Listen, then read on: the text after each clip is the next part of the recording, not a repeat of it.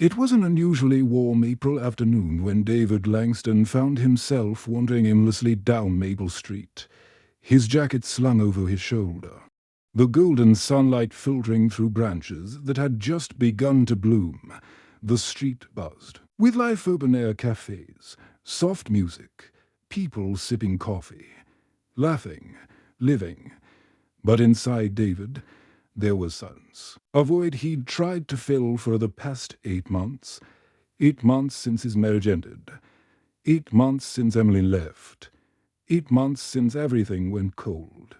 The divorce papers had been signed in the sterile quiet of a law office downtown, both of them sitting stiffly on either end of a polished table, avoiding eye contact, barely speaking. It was as if the weight of their grief had stolen their voices, for years of marriage, for years of dreams, all undone with 2 signatures.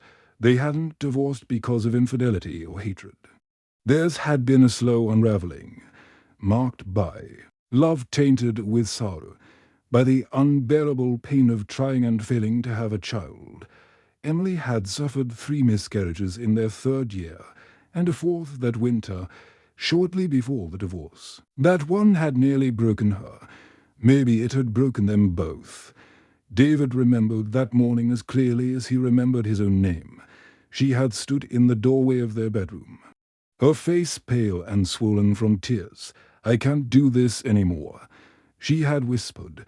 He hadn't known what to say, so he said nothing, and silence became the final nail in their marriage. She had moved out within a week, taking only her essentials. He'd come home to empty closets and the absence of her humming in the kitchen from then on. The apartment had become a mausoleum holding memories, not life. David threw himself into work at his architecture firm.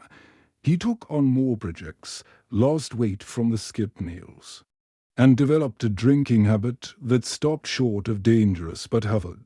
At the edge, friends invited him out, but he rarely went. They didn't understand the kind of ache he carried. He told himself he was okay, functioning, moving on. But every time he passed a baby store, or saw a pregnant woman on the subway, something twisted inside him. And now, here he was, strolling past a quaint art gallery called Studio Haven, a place he hadn't seen in years. He paused outside, drawn by instinct more than curiosity. The last time he'd been there was with Emily. She used to exhibit her paintings here. He was about to walk away when his eyes caught a figure through the open gallery doors. A woman, standing with her back to him, wearing a pale blue sundress and flat shoes, her auburn hair pinned in a soft knot. She was laughing, her voice familiar like a song he hadn't heard in a long time. And then she turned. Emily. Time. Stopped. She looked radiant, glowing, even and pregnant. Not barely pregnant, heavily pregnant. 7 or 8 months, if he had to guess. His legs locked beneath him, his breath caught mid-inhale. It felt like the world had split in 2. Emily saw him. Her laughter faded, her smile faltered. Her eyes widened in recognition, in surprise, and then was that guilt, fear.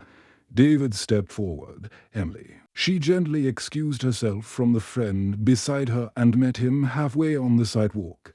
They stood in silence for a moment, the air tense with 100 unspoken things.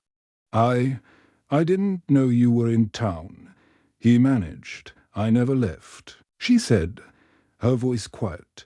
His eyes dropped to her stomach. "You're pregnant."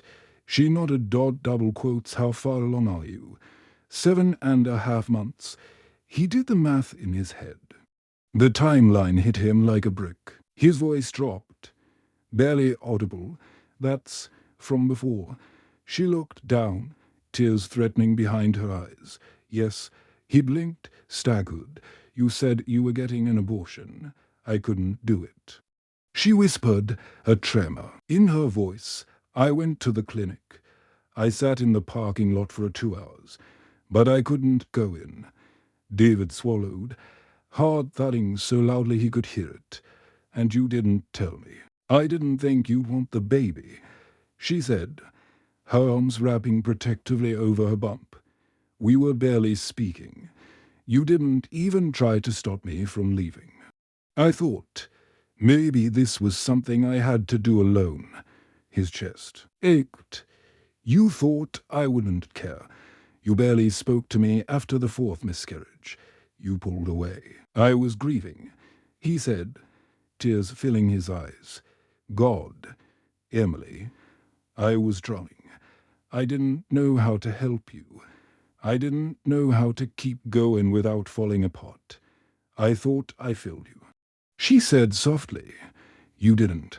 I thought maybe, if I had this baby on my own, maybe I could prove to myself that I was enough." David stepped closer. "You've always been enough." The silence between them cracked open. And something warm, something real, filled the space. They walked to a nearby bench beneath a flowering cherry tree and sat. Emily placed her hand on her stomach, feeling a gentle kick. "He moves when I talk," she said with a shy smile. David smiled through tears. "He knows your voice. He likes music too. I still play the piano some evenings. You still have the old one. I moved it with me into the studio apartment I'm renting. It barely fits, but I didn't want to let it go." They sat for a while, trading stories: her pregnancy journey, the cravings, the sleepless nights, the anxiety. She told him about the night she heard the heartbeat for the first time and cried for hours. He told her about his emptiness, about the way he would sit in their old apartment and imagine her humming down the hallway. "I missed you every single day," he said. "I still do." She looked at him, the hurt softening in her eyes. "I missed you too. But I thought maybe we were better apart. Do you still think that?" Emily looked down at her belly. "I don't know. But I want him to know his father. I want him to know love. Real love." David hesitated, then reached out, his fingers gently brushing against her stomach. The baby kicked. He froze, overwhelmed. "Did he just—" She nodded, eyes brimming with emotion.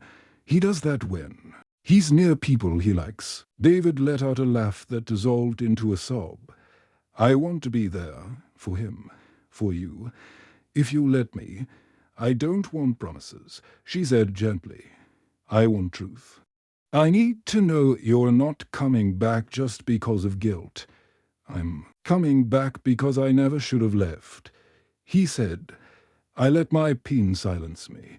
I should have fought for us. I want to now. I want to build something again. With you." And him. Tears slid down her cheeks. She nodded, slowly. "I'm scared," she admitted. "Me too. But maybe this is our second chance." They sat in silence as the world moved around them. For the first time in months, David felt something shift inside, like the thaw of a long winter. Like hope. Weeks passed. David accompanied her to doctor's appointments. They took long walks, redecorated her apartment, talked late into the night. They didn't rush anything. They healed, piece by piece, together, and on a rainy June night. In a quiet hospital room lit with soft blue light, Emily gave birth to a healthy baby boy. David held him in trembling arms, tears running freely down his cheeks. "He's perfect," he whispered. Emily looked at them both and nodded. "His name is Noah Langston. Born from a story of heartbreak, loss, and unbelievable grace, a child who reminded them that love never truly dies. It just waits, patiently, for the right moment to return."